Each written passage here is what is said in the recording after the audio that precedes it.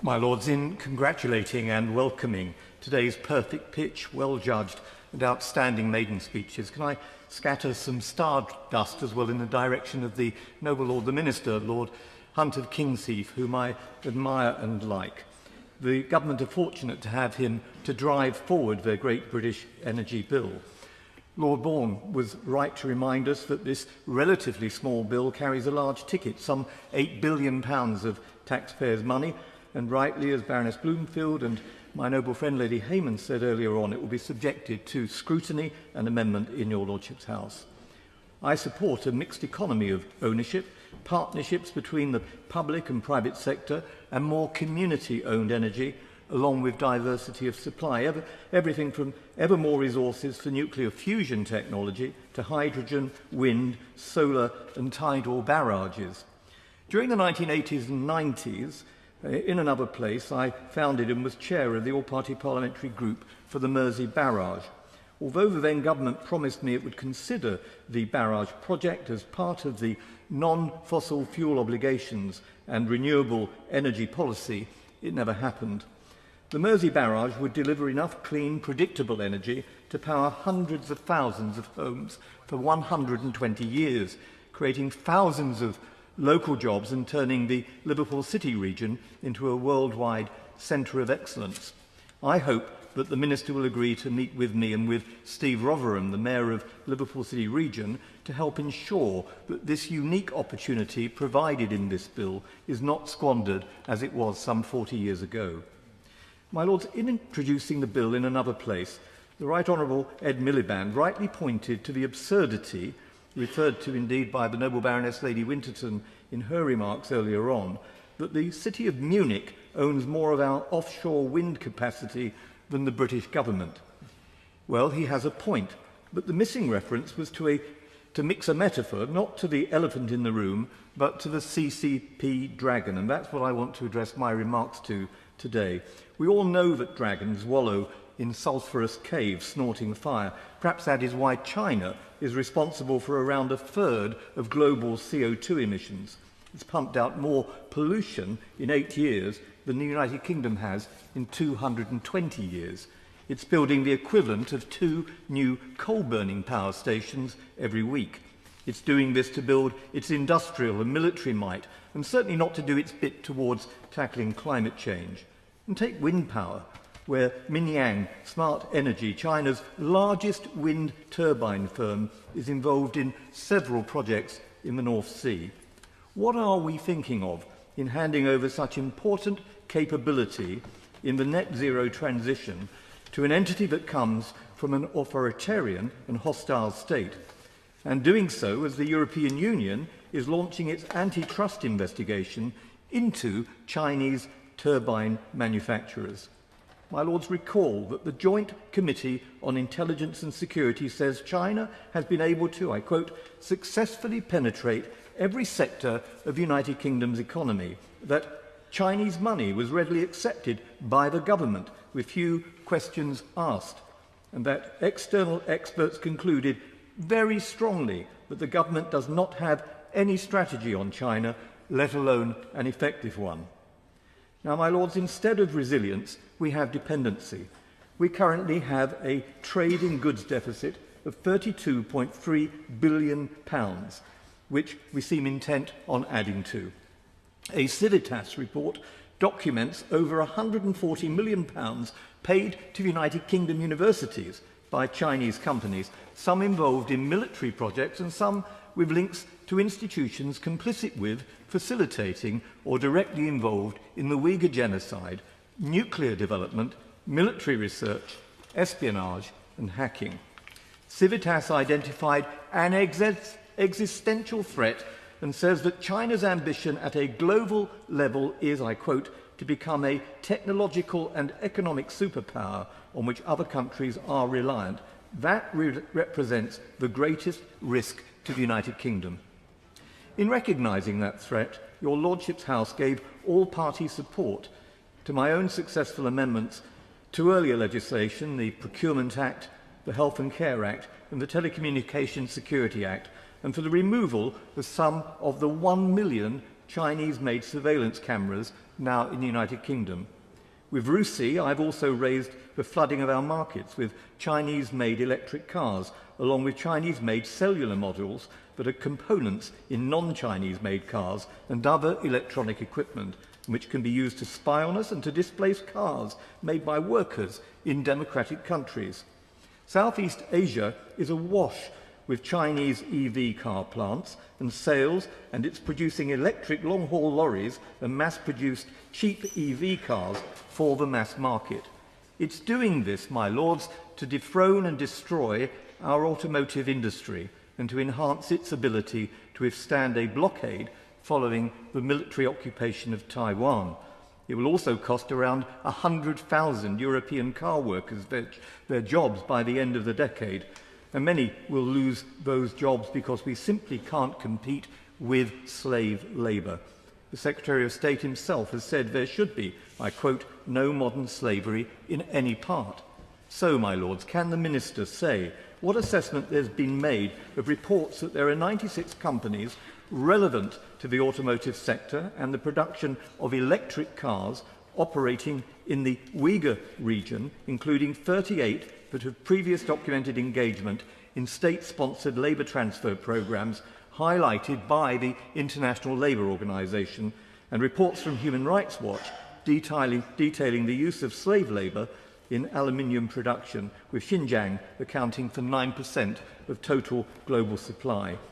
Note too, my lords, the call from 50 legislators for Volkswagen to end its presence in Xinjiang and the damning red flag notice to Volkswagen from Morgan Stanley Capital. A US Congressional Select Committee has found 2 Chinese EV battery producers, CATL and Goshen High Tech, have links to companies operating in Xinjiang and forced labour programmes. Their report connected both companies to XPCC, a Chinese paramilitary company sanctioned for its links to gross human rights violations in Xinjiang, and their customers include BMW, Volkswagen, Mercedes, Volvo, Stellantis and Renault. I also note that Hikvision and Dahua, now banned across the UK from so-called sensitive sites and with links to Uyghur internment camps, are selling EV chargers and kit, boasting a facility, and I quote from their own advertisements, to scan licence plates and check them against a DVLA database. And the supply chain doesn't end there. Quite recently, as part of an inquiry into the Democratic Republic of the Congo, I took testimony from Nobel Peace Prize laureate Dr. Denis Mukwege. He raised concerns about Chinese exploitation of critical minerals for green technology in the DRC. Cobalt is essential in making lithium-ion EV batteries. 75% of global cobalt comes from the DRC, and 80% of its output is owned by China. Cattle is linked to the Chinese state enterprise CMOC, which operates multiple copper cobalt mines in the DRC. 25,000 children are working in cobalt mines. Dr. Mukwege asked what weight is attached to the use of the child labour when it comes to our own purchasing policies, and I hope the Minister can tell us. But may I also draw the Minister's attention to the Sheffield Hallam University's Helena Kennedy Centre for International Justice report entitled In Broad Daylight, Uyghur Forced Labour and Global Solar Supply Chains. That report indicates that the PRC has placed millions of indigenous Uyghur and Kazakh citizens from Xinjiang into what the regime calls surplus labour and labour transfer programmes, or as we should call them, modern-day slavery state-operated programmes. Be clear, my lords, workers cannot refuse to work, can't refuse employment, or challenge the inhumane conditions of work. We're talking about the forcible transfer of population and enslavement. The report concludes that the solar industry is particularly vulnerable to forced labour in the Uyghur region and identified 90 Chinese and international companies whose supply chains were affected. And in 2023, another report from Sheffield Hallam called Overexposed found that transparency has decreased in the solar industry, making it increasingly difficult to verify whether supply chains are free from risk of Uyghur forced labour.